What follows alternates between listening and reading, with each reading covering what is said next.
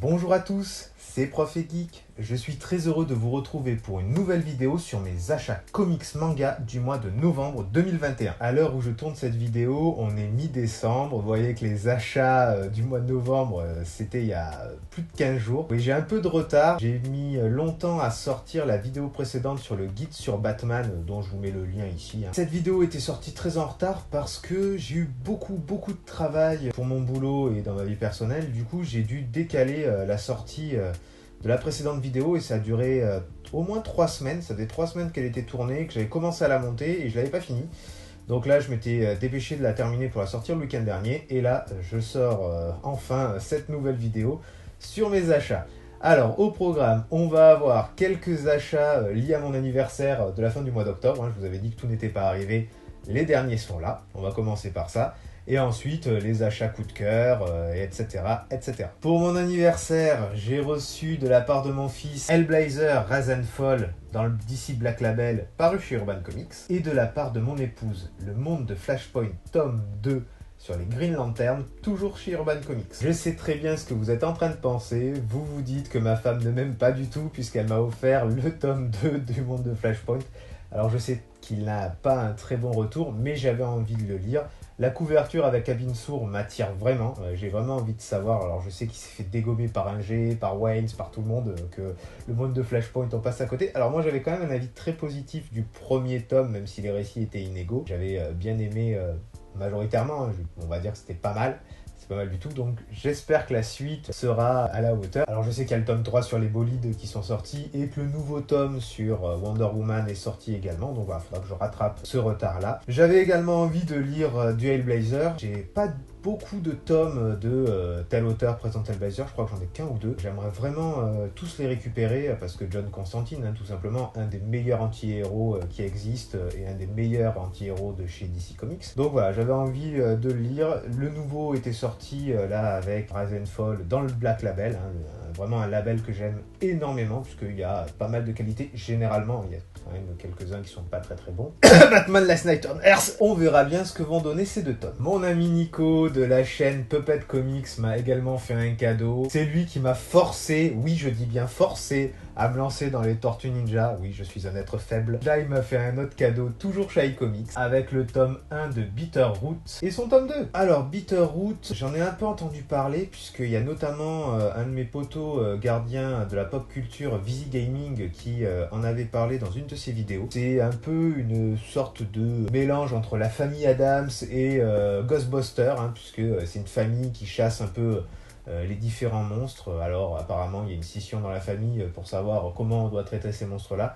Voilà, je vais découvrir ça en le lisant. L'avantage, c'est que le premier arc devrait finir avec le tome 3 qui sortira en 2022. Ça devrait sûrement être relancé puisqu'il va y avoir une adaptation au cinéma qui va être faite très prochainement. Sullivan Rouault de chez iComics nous en a déjà parlé. Je vais lire ça avec passion, c'est iComics, donc je sais que ça va être de qualité forcément. Je pense que je vais me régaler. On poursuit avec beaucoup d'achats coup de cœur qui sont liés à différentes séries ou différentes passions pour certains héros que j'ai. Et on commence avec les TMNT Classics numéro 3 chez iComics. Comme tous les ans, un tome de TMNT Classics sort chez iComics. Donc là, c'est le numéro 3 qui est sorti au mois d'octobre dernier. L'avantage, c'est que le tome 1 et le tome 2 ont été réédités, donc pour ceux qui voulaient se lancer, c'était l'occasion. Les classiques, c'est le run original de Peter Laird et Kevin Eastman, donc c'est l'histoire d'origine des Tortues. Là, on est au tome 3 qui se nomme Le Retour à New York. Exactement le même titre que le tome 4 ou 5 de la nouvelle série actuelle de chez IDW. La série actuelle suit quand même une partie du run d'origine, puisque voilà, il y a les Tortues qui avaient quitté la ville pour aller se ressourcer et qui reviennent à New York. C'est vraiment la même chose que ce qui se passe dans le tome de la nouvelle série, mais avec une autre ambiance. Là, c'est beaucoup plus sombre, plus poisseux, plus violent. Il faut que je me mette à lire les classiques. J'ai d'abord envie de finir tout le run actuel, puisque je me suis vraiment bien lancé dedans. Il me manque 4 tomes, j'ai jusqu'au 10, il me manque jusqu'au 14, et le tome 15 devrait sortir prochainement. Il devait sortir en décembre, mais il a été repoussé pour encore des problèmes de papier notamment, au mois de janvier ou février de 2022. Je le prendrai directement directement à la sortie.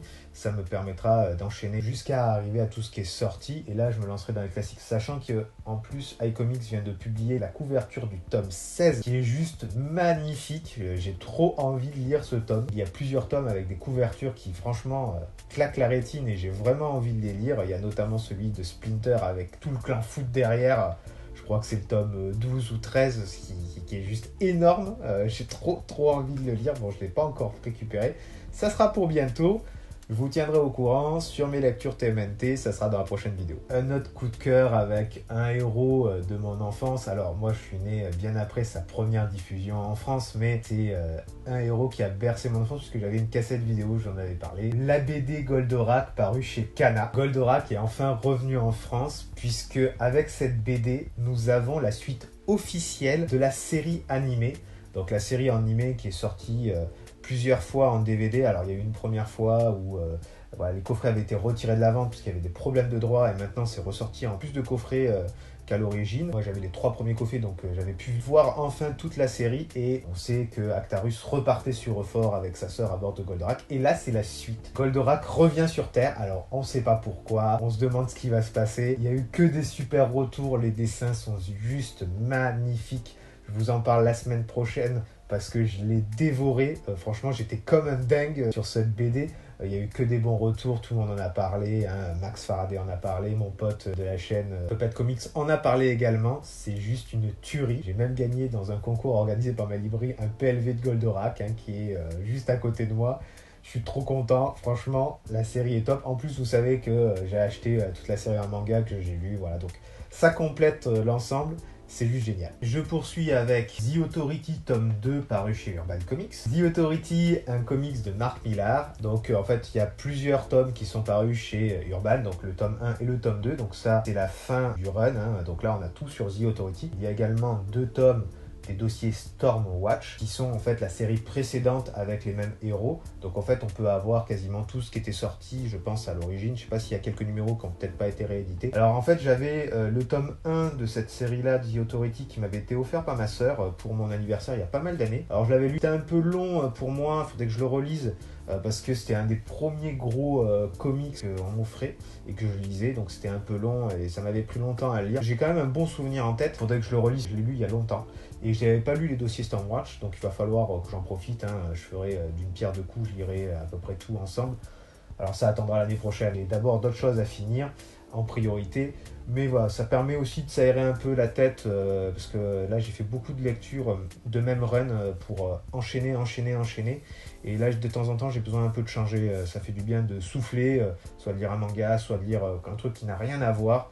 Et là, voilà, ça va permettre de sortir un petit peu de l'univers soit de Batman, soit de la Justice League, soit de DC Comics en général, et voilà, du run des tortues, où ça va me permettre un peu de m'aérer. Ça sera très bien. Je vous en parle là aussi bientôt. De toute façon, il faut foncer, c'est de la qualité. Je poursuis avec une super offre que j'ai eue sur Le Bon Coin. J'ai profité à la fin du mois de novembre, le site proposait les frais de port per Mondial Relais à 1 €. Donc je suis tombé sur une super occasion, j'étais déjà en contact avec le vendeur pour un lot que je voulais. Donc je lui ai pris pour, je crois, 12 €. We Only Find Them When They're Dead de chez iComics et The Raiden King tome 3 de chez Kurokawa. Pour The Raiden King, vous savez que voilà, j'aime bien ce manga. Ça s'enchaîne dans un monde médiéval fantastique avec Vladimir Poutine qui est là, c'est complètement débile. Voilà, ça me détend, je ne l'ai pas encore lu, il va falloir que je lise ça rapidement, ça se lit très très vite. D'ailleurs le tome 4 vient de sortir, il faudra que je le prenne dans la foulée également. Je l'avais laissé un peu traîner parce que beaucoup d'achats à faire. J'ai un stock énorme qui est chez mon libraire qui m'a un peu demandé de descendre. Donc voilà, je me concentre surtout sur ce que j'ai en stock et j'achète peu de nouveautés ces derniers temps. Pour We Only Find Them, ce comics me fait de l'œil depuis sa sortie. Une histoire qui se passe dans l'espace où voilà, y a des gens qui trouvent des corps de dieux morts qui vont les forer pour récupérer des minerais et les revendre.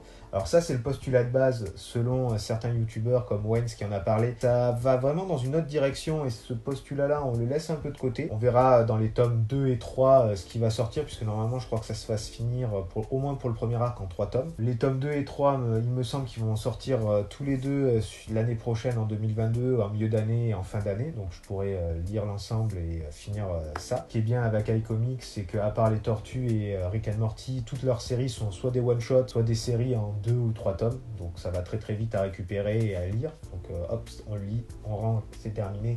On peut le relire si on a kiffé. Les dessins sont juste magnifiques, hein. Les planches que j'avais vues, c'est à tomber par terre. J'ai vraiment envie de découvrir cet univers. On me dit qu'il y a un peu Albator dedans, Albator qui est mon personnage préféré. Donc on va voir ça, je vous tiens au courant très bientôt, là aussi. Je poursuis avec les 2 derniers achats, ça va aller très très vite à présenter. Hippo, le tome 10 de la saison 6, paru chez Kurokawa. Le 119e tome de la série, je sais pas si vous vous rendez compte, 119 tomes, il y a très peu de séries en France qui sortent au-delà du tome 100. Moi j'en connais très très peu. Hippo est une de ces rares séries, d'ailleurs c'est une des rares séries qui est toujours en cours au Japon, qui est une des plus longues, je crois qu'elle est 4 ou 5e série la plus longue encore en cours, donc c'est dingue. Là on est au tome 119, bon alors Kurokawa avait séparé en saisons pour justement si ça ne fonctionnait pas, il pouvait laisser tomber et ça donnait entre guillemets une fin à l'arc en cours et au moins on pouvait s'arrêter là-dessus.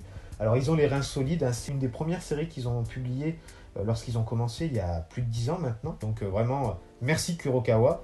Alors maintenant, si vous les voulez, c'est compliqué de commencer par le tome 1, il n'est pas trouvable. Alors c'est commandable hein, par contre. Moi je vous encourage à le lire. Alors bon, faut prévoir un gros budget parce que 120 tomes, ça vous fait une sacrée dépense à faire. Alors vous pouvez toujours trouver des séries qui sont en occasion, hein. Les premières séries en occasion, vous allez les trouver très facilement. Et après, vous pouvez enchaîner sur les dernières saisons qui ne sont pas en occasion, vous les commandez et vous les achetez petit à petit, pourquoi pas. C'est vraiment un super manga, hein. Sur de la boxe, c'est vraiment génial. Je vous en parle le mois prochain puisque je l'ai lu tout de suite. Le nouveau tome vient de sortir, je ne l'ai pas encore acheté, je vais y aller dans les jours qui arrivent parce que Hippo, hein, Hippo c'est le manga que j'achète dès la sortie, automatiquement. Vous voyez, The Raiden King, même si je l'aime bien, je l'ai laissé 1 ou 2 mois de côté. Aohashi, pareil, j'ai 2 tomes de retard, mais Hippo, ça sort, j'achète. C'est de la qualité, il est dans mon top 3 de mes mangas préférés, clairement. Donc je vous encourage à aller le lire. On finit ces achats du mois de novembre avec Judge Dredd, le tome 6 de la série chez Réflexion. Judge Dredd, la série qui sort aux États-Unis chez IDW, dont je vous en ai déjà parlé, puisque ce sont eux qui font les Tortues Ninja également. Là, ils sont sur Dredd. Le tome 7 devait sortir, pareil, ce mois-ci, au mois de décembre, mais ça a été repoussé à l'année prochaine, puisque... problème de papier, Réflexion c'est pas une énorme boîte d'édition. Judge Dredd c'est une de leurs séries les plus longues. Je suis content de le faire. Je me suis pas encore lancé dans le run régulier. Je vous en avais parlé le mois dernier dans mes lectures où j'avais commencé par les 2 hors-série. Donc j'ai 6 tomes à lire. L'avantage c'est qu'ils sont fins donc je pourrais les lire assez facilement. Et après je pourrais basculer sur le run d'origine avec tout ce qui sort chez Delirium puisque j'ai commencé à en acheter. Je vous en parle sur la vidéo d'achat du mois de décembre. La vidéo touche à sa fin. J'espère qu'elle vous aura plu. Si c'est le cas, n'hésitez pas à vous abonner à la chaîne et à activer la cloche des notifications. Ça vous permettra d'être au courant dès la prochaine sortie des nouvelles vidéos. Mettez des pouces, des commentaires. Je réponds à chacun d'entre vous.